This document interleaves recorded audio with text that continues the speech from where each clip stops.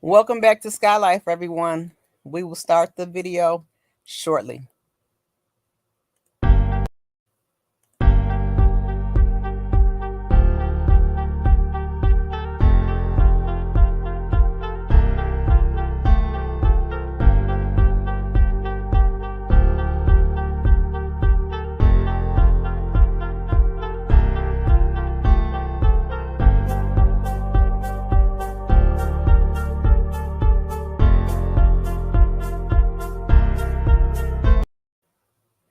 What had happened, y'all? I don't know what that was. My little countdown didn't work. But anywho, welcome back to Skyye Lyfe, everyone. If you are not subscribed to the channel, make sure you subscribe and make sure you hit the notification bell so you get notifications when I put up videos and also when I go live. Make sure that you hit the like button. When you hit the like button, it shares my videos on YouTube. I'm so glad that we now have new information about the Oblock indictment. I will be following this case. As you all know, if you subscribe to my channel, I was following the case of R.Kelly, and I will be following the case regarding the death of FBG Duck, and also known as the Oblock indictment. So we have new paperwork that was uploaded, and I would like to give information, because everybody has, questions and thoughts, and, it's just best to read the actual court documents so we actually know what's going on with the court case and the upcoming trial. So first I'm going to read the charges, and then I'm going to read the joint status report that was turned in. And I'm trying to make some shorter videos. So, because I know this audience, you guys don't really like long videos. So I'm trying to make some short clips for you guys. But also, if you would like to donate to the channel, also these court documents do cost. You could hit my Cash App at $Skyye Lyfe, SKYYELYFE. You could do a super chat, or you could also do a super sticker. All the money for all donations actually go to supporting the channel and to get paperwork, etc. Also, at the bottom of the screen, you can see at the bottom it says for channel donations with the information. Okay, you guys, I'm about to read the charges. Let's see what we have. All right, we have summary of charges. The date was filed September 30th, 2021. Also, you know what? I did one or two other videos on this duck trial, and you need to go back and watch those so you can be current and abreast of what's going on. What happened was the court information was open, and then they closed the docket, so we were not able to get the information because it is an ongoing investigation. And then now recently I looked and I see that there's now more paperwork. Okay, so I'm going to read it. These are the charges against the Oblock members. So it says, first, this was filed. They have count 1 is racketeering activity, murder, kidnapping, offense level number 4. Count 2, murder, violent crime, drugs, machine gun where deaths occur. That's an offense level 2. I'm sorry, offense level 4. Count 3, attempt, conspire to maim, assault, offense level 4. Count 4, racketeering activity, maiming, offense level 4. Count 5, penalties for firearms. Count 6, racketeering activity, maiming, offense level 4. Count 7, penalties for firearms. That's also offense level 4.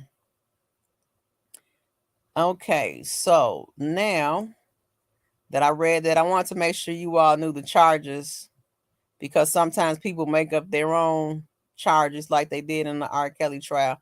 We won't be doing that in this one. You'll have the information. Now, whether you believe it or not, is a different thing. Okay, so now I'm going to read the joint status reports. Okay, what's the date of this? This was 6/3/2022. The United States Court, Northern District of Illinois, Eastern Division, United States of America versus Charles Liggins. And let me explain to you how the court documents work. Where it says Charles Liggins, each co-defendant has paperwork with their name here. This is the one that I pulled up and has Charles Liggins' name on it. Okay, but each of them have their own paperwork in the system. Okay, Honorable Judge M. PeCloud. It says joint status report. The United States of America by its attorney, John R. Lausch Jr., United States Attorney for the Northern District of Illinois, respectfully submits this joint status report pursuant to the court's order dated April 6, 2022. Number one, summary of the charges. On September 30th, 2021, defendants Charles Liggins, Kenneth Roberson, Carlos Alford, Christopher Thomas, and Marcus Smart were charged in a 7-count indictment with murder in aid of racketeering activities in violation of Title 18, United States Code, Section 1959A1. Hold on one second, you guys.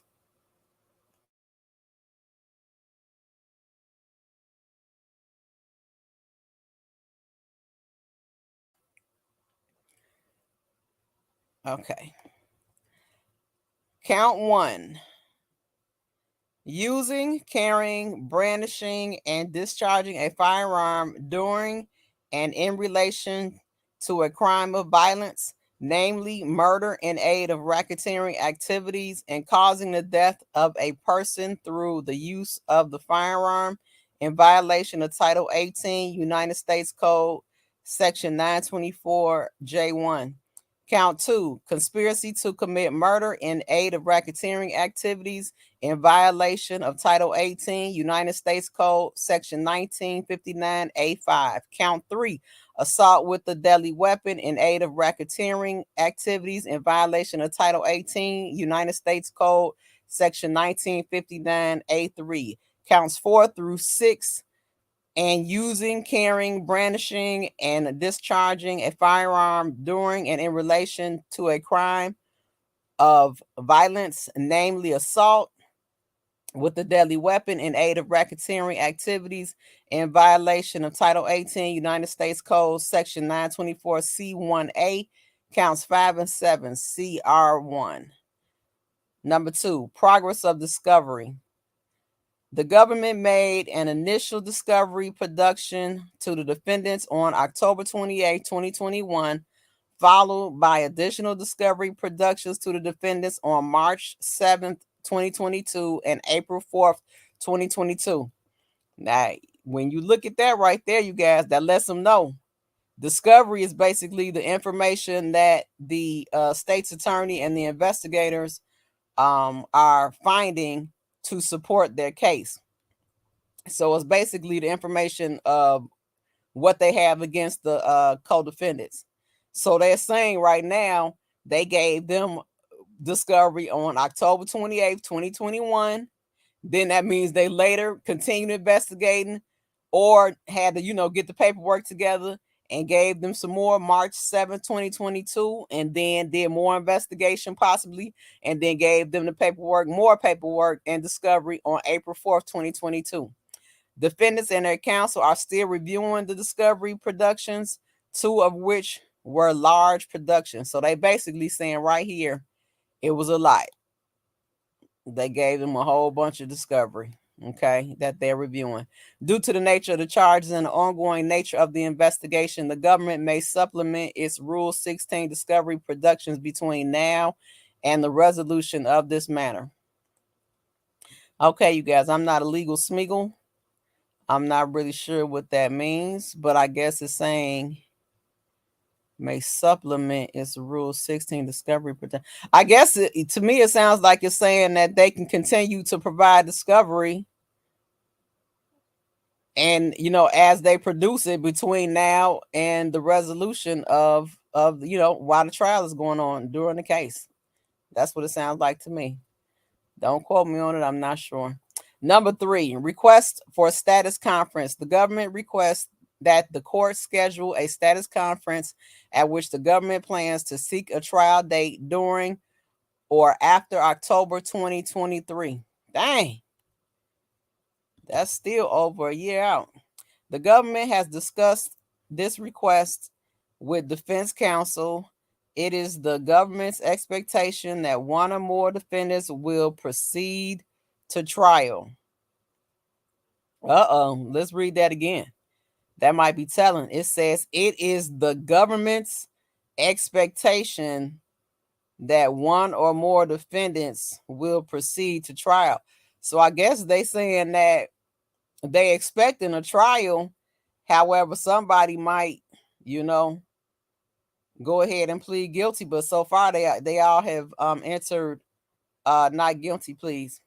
While the defendants are still reviewing discovery and have not committed to proceeding to trial, it would benefit all of the parties to block out time necessary to conduct the trial well in advance, given the court schedule and the counsel's other professional obligations.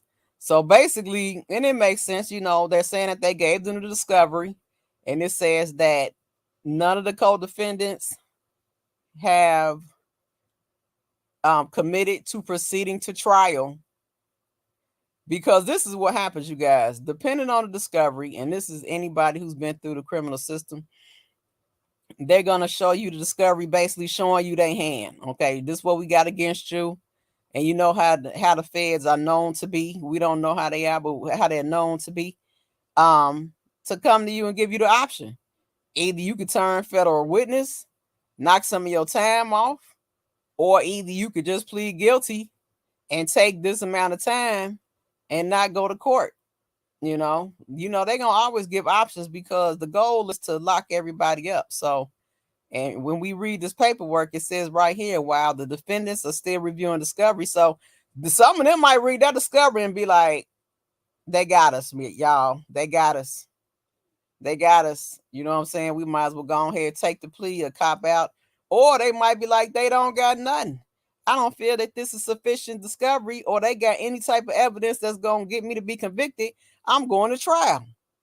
Then you might just have some of them just on GP, just, say I'm going to trial regardless. I'm just not going to cop to a sentence without, at least trying to fight the case. It just depends on who they are and how they move.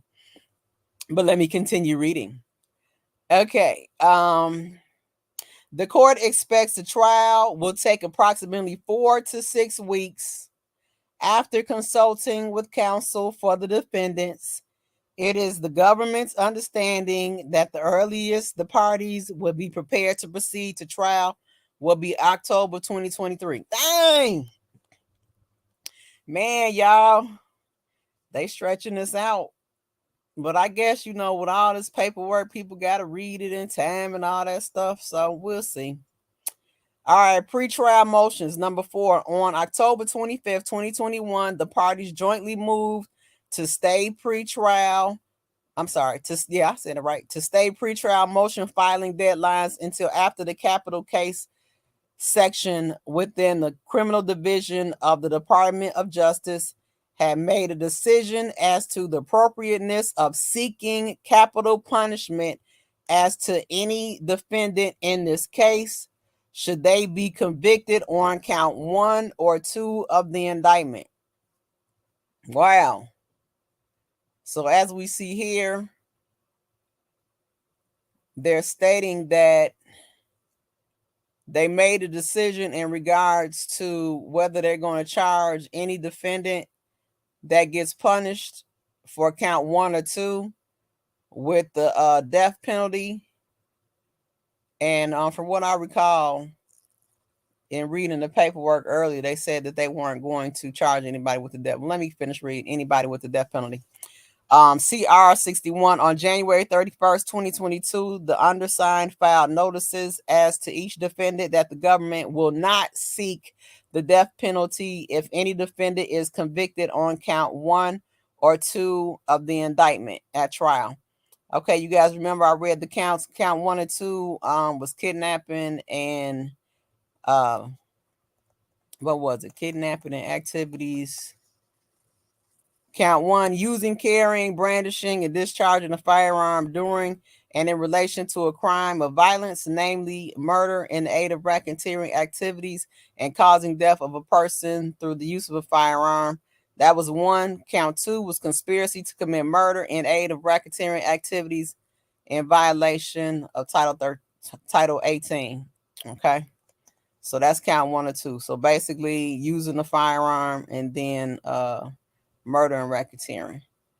Okay, so no capital. Oh, wait.